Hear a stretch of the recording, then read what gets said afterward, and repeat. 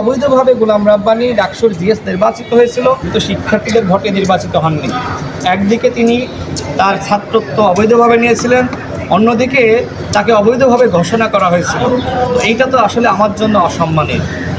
যেখানে আমরা নির্বাচিত হয়েছিলাম সেখানে আমাদেরকে নির্বাচিত ঘোষণা না করে গোলাম রাব্বানীর মতন ব্যক্তি, যিনি প্রকৃতপক্ষে শিক্ষার্থীদের ভোটে নির্বাচিত হননি, তার নাম ওই জিএস বা ভিপিদের সাবেক যে তালিকা রয়েছে সেই তালিকায় থাকবে, সেটা আমি কোনোভাবেই গ্রহণ করতে পারি না, মানতে পারি না।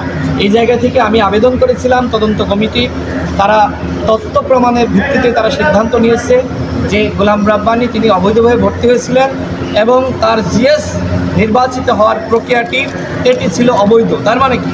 তার মানে তদন্ত কমিটি তারা তথ্যপত্রের ভিত্তিতেই তারা এই সিদ্ধান্তে উপনীত হয়েছে যে গোলাম রাব্বানী তিনি অবৈধভাবে ভর্তি হয়েছিলেন এবং তার ডাকসু পদ এটিও ছিল অবৈধ।